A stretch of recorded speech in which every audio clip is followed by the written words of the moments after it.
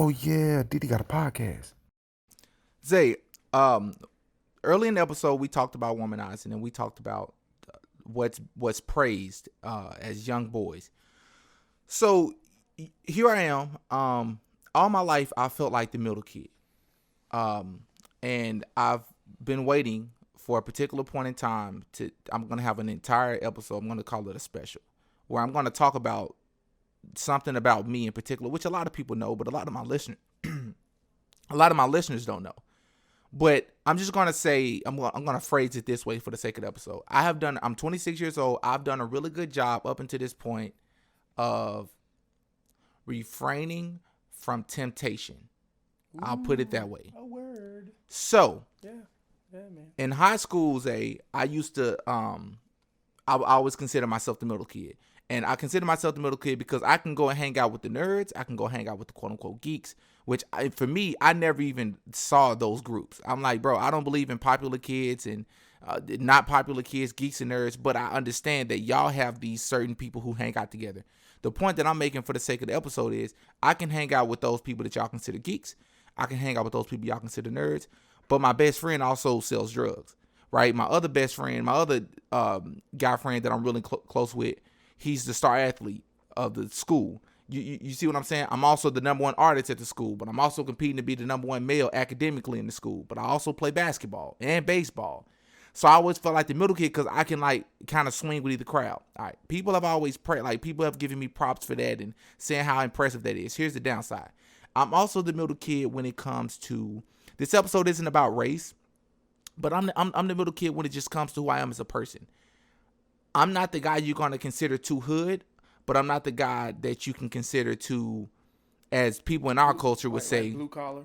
Right? Blue collar, aka somebody who you would say acts too white.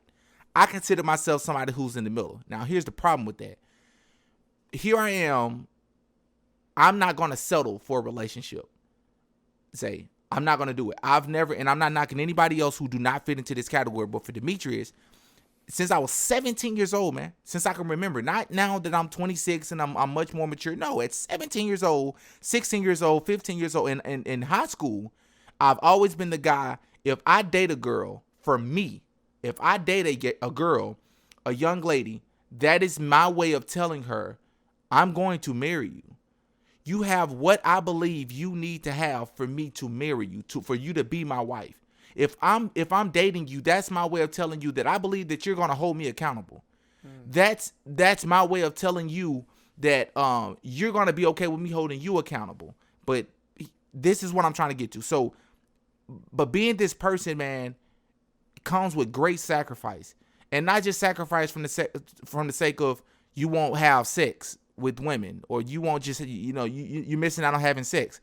For a lot of people, that's a big enough sacrifice right there that a lot of people are not willing to give up. It gets deeper than that. You're going to be alone a lot of nights, man.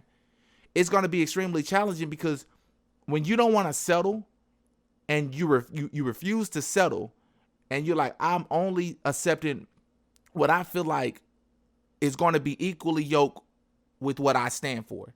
And when you're not going to get that right away a lot of times. And so for me personally, I've been living this. And it's a difficult space to be in because even now at 26, me being single, it's like I'm not necessarily single because I want to be, but I'm single because I want to be. You see, like there are women who like me. I met a young lady. I'm not going to say when I met her. I met this young lady. This is a very good example. I met this young lady one time. Beautiful, man. Beautiful brown skin. And I loved her hair. Nice body. So not only can I look at you all day, but she was so freaking intelligent. I could talk to her all day. So intelligent. A problem that her and I had was that on social media, it was very confusing to me. Like, I met her on social media, but then in real life, I'm like, yo, this girl is freaking incredible. Like, her mind is so innovative, bro. When I talk with her, it's so refreshing. And then she'll get on social media and all her stories would just consist of her body, her showing her body. And I would be so confused about that because I'd say like, yo, just curious, why don't you ever like these amazing perspectives you have and opinions you have on things and your like the way you think about that and how you kind of looked at it from this way instead of from this way. Like, Why don't you speak on that? Why don't you ever like share how incredible your mind is? This is what she told me, Zay. She told me, she said, I don't know. I just feel like people don't need to know all of that about me. I said, know all of what about you? She said that I think like that. I said, I don't like to use the word genius lightly. You are extremely intelligent. Like, your mind is so amazing. Like, what do you mean you don't, but you're posting your body? You want people to only see your body? She was like, well, I'm just a very personal person, which I respect. But she said, I'm a personal person, and I don't want people to know that when I look at something like politics, or when I look at something like the way life is and religion and things like that, I don't want them to know that I think about it from different ways. And I'm like, the point of me bringing this example up is to say that situation didn't work. It couldn't work for me. For me, since I was 15, 16 years old, up until now being 26, I have accepted who I am. I'm still learning who I am as a person, of course. But the amount, what I do know about myself, I'm not letting it go, from the sense of I couldn't be with a woman if she's not intelligent. I can't. I got to have a conversation with you. And for a lot of us, man, it's about the body. Yeah. Because we get those fist bumps and those high fives and those pats on the backs when we're 11, 12, 13 years old, because we got the girl with the big butt. We got the girl with the really pretty smile. And it's like, yeah, looks are great. We're not going to have them forever, but looks are great. I understand that. But for me, I couldn't be with somebody only for sexual purposes. I couldn't do it, because a majority of the time we're together, we're not going to be having sex. We're going to have to look at each other and hold a conversation. I want to build an empire with somebody, bro. And I've been that way since I was in high school. But the problem with this mindset, once again, is that people will see it and they'll commend it. And they're like, oh, you made it through the so-called black culture and what we embrace in black culture with Diddy. You ain't got no kids yet. And you didn't buy into this mindset of womanizing like a lot of other people do. But my thing is, you don't understand how much of a challenge it is, because when everything around you is telling you to womanize, it can almost come off to you as like, I should settle because I don't want to be alone. Who cares if the woman I'm with, I don't feel like I can have a conversation with? I don't have much in common with. We have great sex.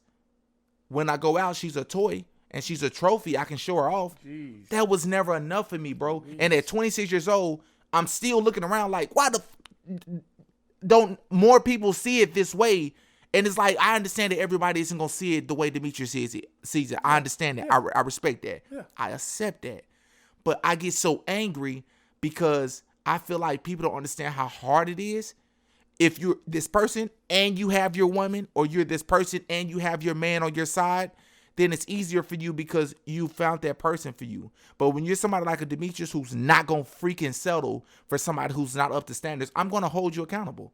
I want you to be a great woman. I want you to hold me accountable so that I can be a great man. I don't want anything less than that. And everything in society since our childhood, which is why a lot of us goes into womanizing, pushes us to go away from the person that I'm trying to be. Yeah.